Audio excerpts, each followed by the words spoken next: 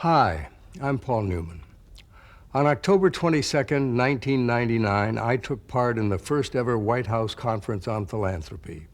Americans from every walk of life were there, from an 11-year-old who collected pennies for the poor to the leaders of private foundations with millions of dollars in assets. We came together to draw attention to America's unique tradition of charitable giving, to discuss the changing face of philanthropy in our nation, and to explore ways to expand this tradition for future generations. There's been a welcome surge of charitable giving in recent years. Giving went up more than 10% in 1998 alone, and 85 cents out of every dollar is given by individuals, Americans of every color, income level, and profession. But we can afford to do better. We stand at the outset of a new millennium, fortified by the best American economy in a generation. With incomes rising, asset wealth surging, and explosive growth of our high-tech sector, this is a time of exceptional opportunity for giving back. Fortunately, as you will see from our conference, many people already are thinking about ways to do just that. Some are working with minority communities with long but unrecognized legacies of giving. Others are encouraging young people to get involved in community service or applying modern business principles to spark meaningful social change. All of them know what I hope you will come away from this video believing, that you don't have to be a millionaire to make a positive difference. Every single one of us has something of value to give. All you have to do is care and get involved. The President and I have invited you here today to find out how we can magnify and spur the philanthropic spirit of all of our citizens in the new millennium. There has never been a better time for philanthropy than today. We are living at a time of unprecedented prosperity. The new economy has brought new wealth to so many Americans, and my generation and the President's, the so-called baby boomers, stand to inherit $12 trillion in the coming years. Just imagine what revolutionary progress we could bring to America, how many lives we could change if every American family increased their giving by just 1% of their income. We could offer child care to more than 6 million children. We could deliver 250 million more meals to the homebound elderly. We could guarantee Head Start to every low-income preschooler in America. We could provide shelter to 4 million people. We could save all the rare books in our libraries and still have more than enough money left over to create the equivalent of the Ford Foundation each year.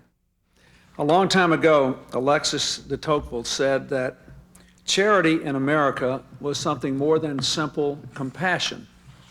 It was a sign of good citizenship.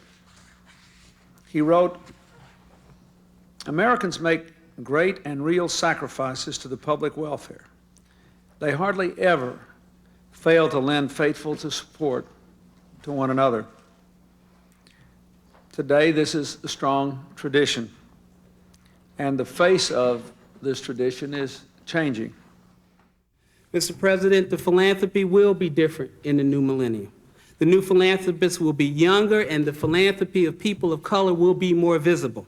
The strong U.S. economy and the wealth generated by the technological industry, the sports and entertainment community are enabling people to reach economic security at far younger ages.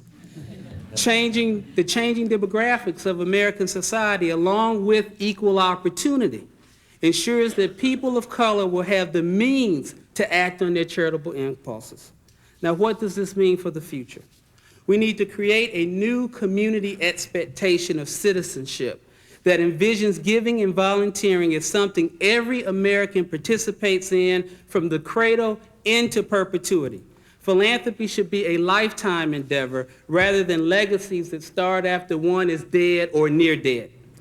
The combined knowledge and resources of the old and new philanthropists, if coordinated and channeled, can create a lasting renaissance in the quality of life, not only for the American people, but also the larger global village. There are many promising avenues for sparking that lasting renaissance, from communities of faith to communities of color, from women's groups to projects that draw upon young people's energy and idealism. The reality is that every racial and ethnic group has had a strong, strong history of philanthropy and giving. One of the reasons why they have these giving traditions is because all of the major religious faiths have had a high premium on the value of giving and volunteering. Concepts such as stewardship and tzedakah are basic values in communities of faith. The U.S. Catholic bishops describe stewardship as receiving God's gifts gratefully, cultivating them responsibly, sharing them lovingly in justice with others, and returning them with increase to the land. In Jewish tradition, tzedakah is the responsibility to do justice through your giving and your voluntary efforts. Women's funds began more than 100 years ago with the founding of AAUW's Educational Foundation. The modern era began with the creation of the Ms. Foundation in 1972. By the early 80s, there were 13 women's funds, but today there are more than 100 in the United States and a dozen or more globally. And what truly excites me about the next millennium is not just the new dollars that are going to come to the table, but the commitment to change and the values and new philosophy that women will bring. In giving, with the support of the W.K. Kellogg Foundation, our Michigan Community Foundation's Youth Project has established endowed youth funds to serve every citizen of the state of Michigan. We've had more than 5,000 youth involved. You might say we're growing our own. But each year, more than 1,500 high school youth are involved with what we call youth advisory committees. They have to raise the money and they grant the money. Today, in 86 Michigan communities, grants are being made by these young people that range from a few $100s to more than $70,000 annually. There's nothing like watching a young person make a $70,000 grant for an issue that they care about. An example of a really exciting grant that we made was to a support center for homeless teens that required them to be employed and work toward their GED. A young woman involved in the local GED program designed it. The residents of the home will be provided with a structured living environment that will include discipline and support services. The home that was donated for this project had been pretty neglected, so our grant of $10,000 is being used in collaboration with Junior Achievement and Habitat for Humanity to prepare it for its first residents. Some young people who are fortunate enough to have resources of their own are devoting their time and talent and wealth to lifting people's lives. I remember one of my close friends, he asked me one time, he said, if you could use one word to describe your life, what would it be? And I thought about it and I said, I would use the word blessed. And with that in mind, I think back to when I used to attend a public school before I really started pursuing my career with NSYNC and where that's leading me. And I was in this very small town outside of Memphis, Tennessee, in a public school about the age of 10 or 11, and had so many dreams and so many aspirations of the arts and music and entertainment. And there was never, ever really any way for me to outlet that, to find a way to pursue that. I want to give back to the communities. I want to install the best possible music and arts programs in schools, in public schools today. Another area that holds great promise for giving is the internet. New websites are making it easy to learn about numerous charities and causes, and to donate time or money with a simple click of a mouse. The internet really is not creating new needs as much as a better way to allow you to communicate, a better way to allow you to shop, a better way maybe to allow you to invest. So it's really taking things that people have decided are important and making them a little more convenient.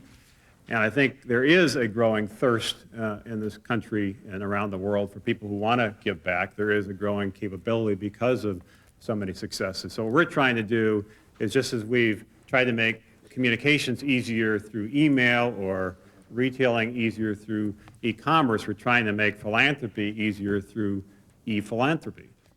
Many high-tech entrepreneurs are bringing not only their resources, but their business experience to philanthropy. Fortified by assets like stock options and founder stock, these venture philanthropists are committed to making a lasting difference in their communities. Mayfield Fund, as a venture capital partnership, on our business role is in the business of starting and creating and funding new companies and helping entrepreneurs get started in business. 3 years ago, the partners at Mayfield Fund decided that there was more to just starting companies, and we decided to get involved with the community in a much larger way. Silicon Valley has been, where we come from and where we're based, has been very good to us. It's a tremendous environment with great economic growth and creativity, and we think it's going to be compared to the days of the Renaissance, what's really happening out in the Valley. We've all benefited, I've benefited from that, and I think it's time to share, to stand for something that comes from the heart and is about giving back. So what is venture philanthropy, and what does it mean? What it means to us is taking the principles of venture capital and bringing that to the philanthropic world. And what are those principles?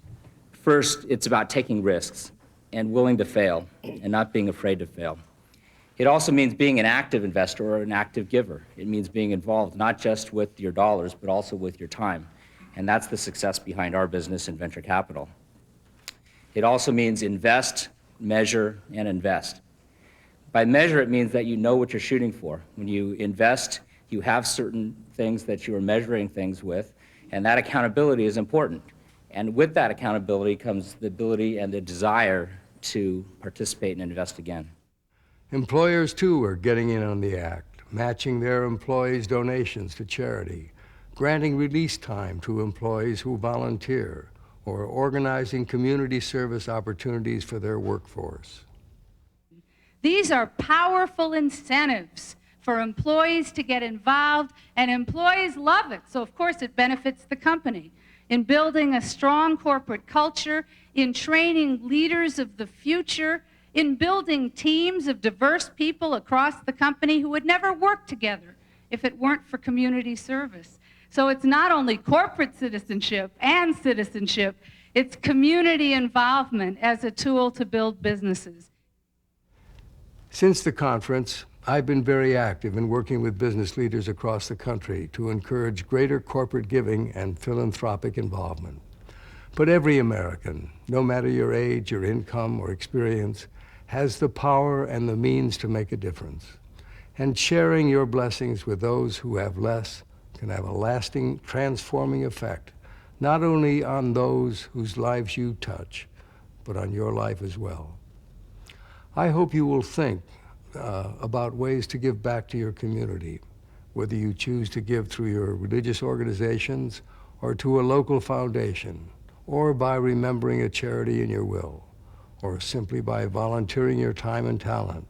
Every act of generosity, small or large, strengthens the fabric of our society and helps to build a brighter future for our children. There has never been a better time for philanthropy than now. Please don't wait to get involved. Give a gift to the future today.